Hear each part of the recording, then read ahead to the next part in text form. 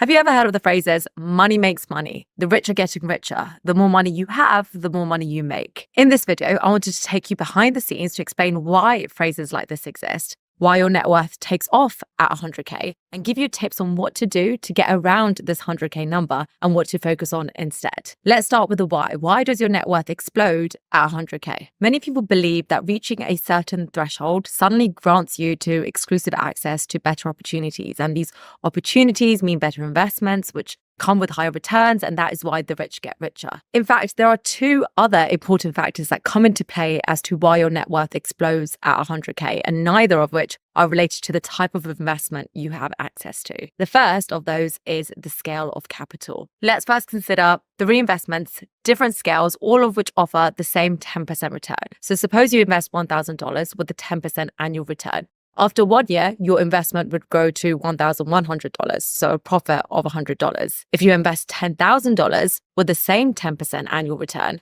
your investment would grow to $11,000 after 1 year. Same percentage return, that same 10%, just a larger absolute number, so your profit is $1,000. And then looking at a $100,000 investment with the same 10% annual return would grow to $110,000, resulting in a profit of $10,000. The investment, the risks, the period are the same in all three cases, but the profits are significantly different. Scaling capital allows for higher returns on a larger amount of your money. And as you increase the size of your investment, the absolute return also increases proportionately, which ultimately means you grow your wealth at a faster rate. The second thing that people miss is what they call the eighth wonder of the world, and that is compound interest. Compound interest is, put simply, the interest you earn on your investments. So with compound interest, not only are you earning money on your original money or the principal balance, but you also earn money on the interest you've already made through that original investment. It's hard to explain this without using numbers. So let's say you save $1,000 every month with an 8%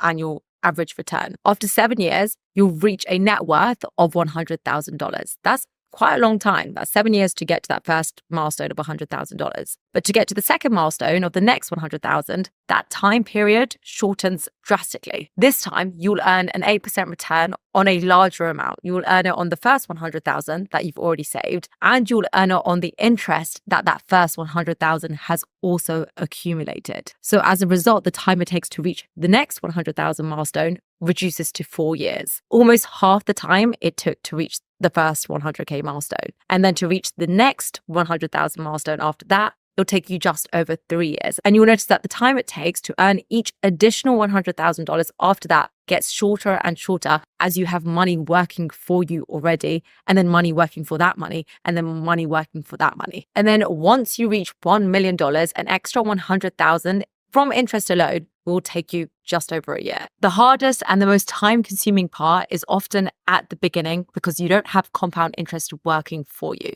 So you have to do a lot of that heavy lifting yourself. And that's also why a lot of financial content for people at the start of their journey is based around optimizing every penny, cutting out those oat milk lattes, not buying XYZ, is centered largely around deprivation, because at this point, every small financial win may feel really hard and like it's not moving the needle much. But it's those small wins that when you put together gets you to that first 100K. Once you reach that, every success then adds up pretty quickly. And the further into the wealth building process you go, the easier it gets. So keeping these two factors in mind, capital scale and compounding, what are some of the things you can do to make sure you're not left behind if you don't have that 100K saved up? The first is to increase the amount of time that you invest for. Let's say you're on a salary of $60,000 and you're investing 20% of that. That means you're investing $12,000 a year. After 23 years, at an 8% average return, you're going to have about $730,000. But if you invest for 4 more years after that, just 4 more years,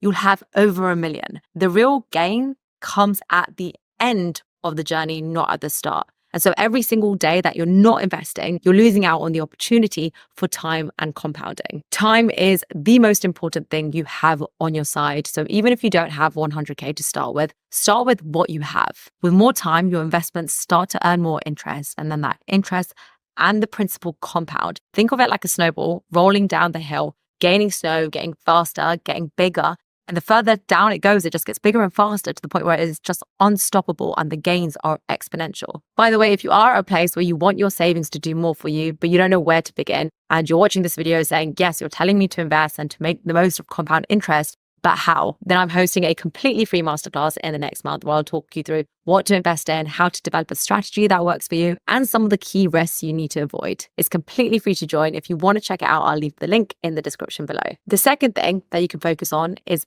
increasing the amount that you can invest. It doesn't mean you need a 100,000 lump sum to invest in straight away, but thinking about ways to increase what you could contribute on a monthly basis. And notice I haven't said at this point to find investments with a bigger return.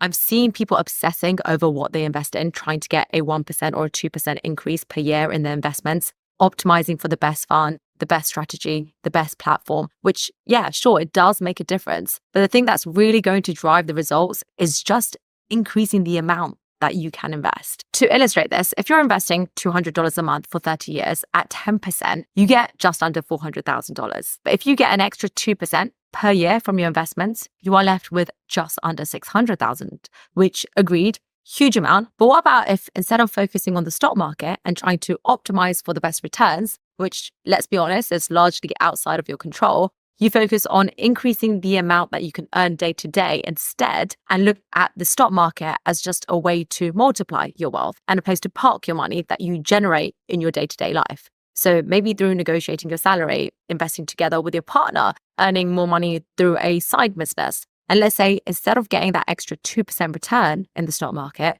you're able to double what you invest every month instead. So instead of investing $200 a month, you invest $400 a month. Then you get to $800,000. Although there are many rules for building wealth, the path varies for everyone. My personal way to go about this is to focus on earning more through what you do in your day-to-day, really kill it in that area, whilst also investing a small amount on a monthly basis into the stock market so that you can learn the investing habits early and also let compound interest work for you. That way, when you do have a lot of money and you're ready to invest a lump sum or a large amount, you won't be starting from scratch and you would have already had that head start. So don't underplay the combination of what increasing the amount you can invest in and the time that you can invest for has an impact on your overall net worth. If you like this video, here's another 2 that you might enjoy: why so many high earners are broke and other high income skills that you can learn today. Thank you for watching and see you there.